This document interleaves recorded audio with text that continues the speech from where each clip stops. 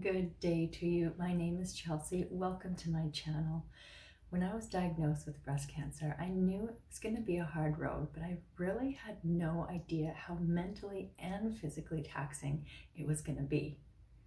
In today's video, I'll be sharing what happened right after I received the news, as well as a support strategy that I came across later in treatment that I wish that I had access to sooner.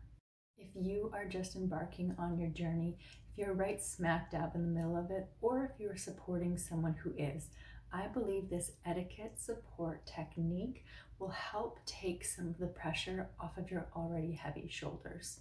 When I heard the words, "you have breast cancer," my heart instantly sank and my mind went numb and blank. But I remember the doctor just kept on talking. I couldn't follow. I'm sure she was talking slower than normal, but it felt like she was talking a mile a minute, and I could not keep up. In that moment, I felt like I was in this bubble. The words coming out of my doctor's mouth were muffled. I felt like everything around me was moving slowly, but my mind was moving even more slowly. I couldn't process what was happening, and I just felt like I was in quicksand. I'm almost positive that my doctor was talking slower than normal, but in my head, it seemed like a rapid fire stream of information coming at us, and I was still trying to process that one first sentence. I had cancer.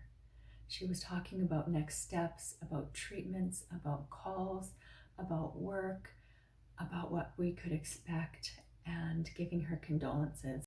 How could I even begin to think about next steps when my mind was still reeling on the fact that I had cancer, fully knowing that the second I left that office, I was going to want to know everything that she had said. So I had the wherewithal to ask her for a pen and piece of paper so that I could try to take notes and capture any of the information that she was giving us. Even with the pen and paper, I was struggling to follow along. I was trying to pick out key points of what she was saying, but I couldn't even spell. I looked at my page and it was just random words everywhere. At some point, my mind started to catch up with what was going on, and all I could do was think of these random questions. What would happen next? Where do we go from here? Can we still start a family like we had planned? What about work? Am I supposed to just leave my students? Blank. Undoubtedly, she had already answered them, but I was still spinning at that point. There came a time when the appointment had to end, and we had to just leave. And there's no doubt that when we left, we had more questions than answers. We walked out of the clinic and into the Walmart parking lot. Our worlds entirely shook. I remember holding my husband's hand, shaking, my mind still blank, but also so many questions. I remember looking around at all the people hustling, bustling, getting their groceries and supplies, laughing, and getting ready for the August long weekend. It was like they had no cares in the entire world. I remember thinking that it's so odd that you can be right beside someone and have absolutely no idea what is going on in the world. There we were, completely shook, facing a life-threatening diagnosis, and no one around knew that we had just received this news. It felt like they could see it in our faces. I felt like it was so obvious, but there's no doubt that people were just doing their own things, and I just thought that was really interesting. I'm very close with my family, so for me, the next course of action was to break the news to them. Having just received the news myself, it was already eating me up inside. How am I supposed to just tell them their daughter has cancer? It's just not fair. I started thinking about how I didn't want to hurt them. I didn't want to ruin their day. I didn't want them to have to struggle through this with me. I didn't want my parents to worry. I didn't want their hearts to hurt. I didn't want them to have to see me struggle and go through this. but I knew that I would need their support to get through this.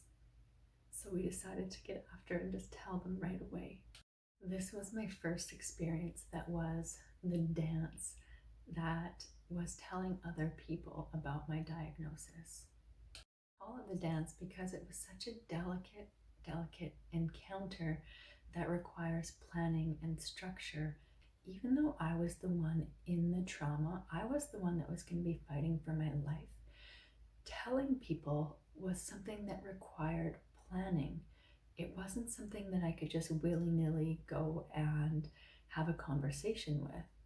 I felt like I needed to come up with the right words. I felt like I needed to be ready with reassurance. I felt like I needed to tell the listener that I was strong, that I could do this, that I'm going to fight hard. I felt like it was on my shoulders to make sure the other person was going to be okay, when really I wasn't sure if I was going to be okay. I am so extremely thankful to be surrounded by so many positive people, from my spouse to my immediate and extended family and to my friends. But as time passed, the lack of eyebrows, eyelashes, and hair on my head started to give away that something was wrong, that I was fighting something, and more people found their way into my circle and wanted to talk about how I was doing. The weight of the constant inner pressure to have to reassure others that I was going to be okay was starting to become too much. It was starting to weigh heavy on my heart and on my mental state, and I really needed to find a solution to get through this in another way. Later in my journey, I found the ring theory. This theory allowed me to let go of that inner pressure I felt to reassure those around me and just allow myself to be supported. Okay, so here's how the ring theory works. If you'd like, I welcome you to grab a piece of paper and a pen. I'm a visual and a hands-on learner, so it's really helpful for me. So on the piece of paper, draw a small circle in the middle, and if you are the one fighting cancer, put your name in it or whoever is. So for me, I'm putting me. Being in the center means that you get to lean out or dump out for support when you need it. If you're having a bad day, lean out to somebody. If you are scared about something, it's okay to talk about it. If you need help with a chore, it's okay to seek support. If you need help with groceries, lean out and ask somebody to support you. You are the one in the middle, so lean out to anyone that you feel comfortable with to give you a hand. Let's move our way out. So draw a ring around your initial circle. In this ring, put your primary caregiver or your spouse's name. So this is the person that is closest to you. For me, it's my husband, Sam. Undoubtedly, your primary caregiver or spouse are going to have hard days. But in this technique, we always lean out to the ring outside of our own. So if they are having a hard day, it is recommended that they do not lean into you to dump on, they lean out to the third ring. So let's talk about which one that one is. Please draw another circle. In this circle, put your immediate family. So now you can see that me in the middle, I can lean out to my spouse, and I can also lean out to my immediate family.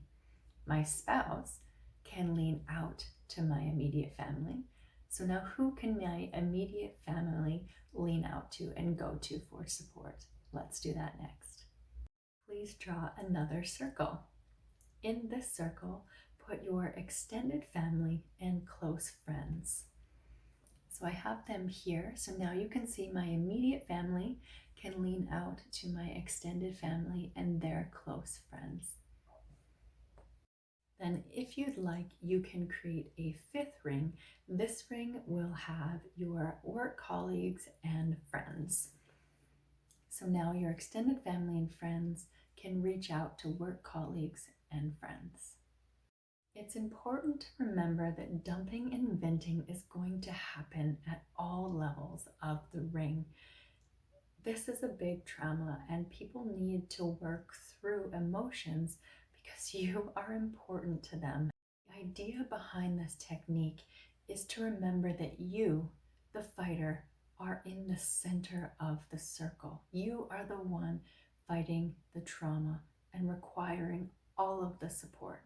It's okay for you to lean out for support from anyone in the rings outside of you.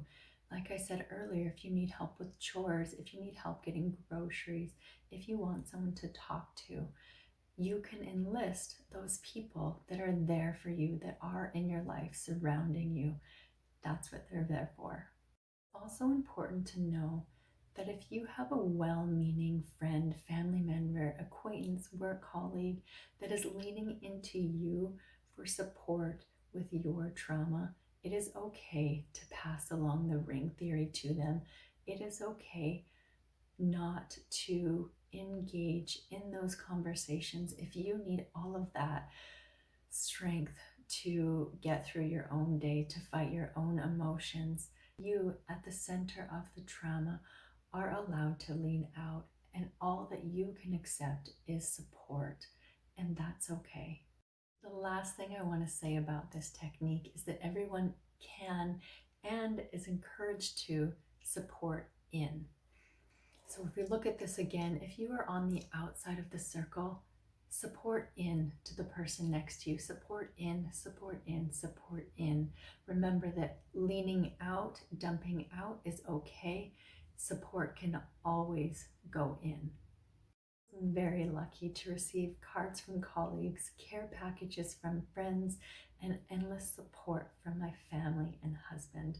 Just receiving a little gift in the mail, someone letting you know that they're thinking about you, means so much. Thank you so much for joining me here today. I hope this theory will help you take some of that external stress off of your shoulders so that you can keep that energy for yourself so that you can fight through.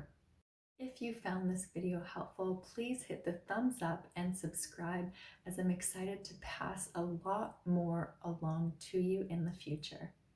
As always, know that you are not alone, and take care.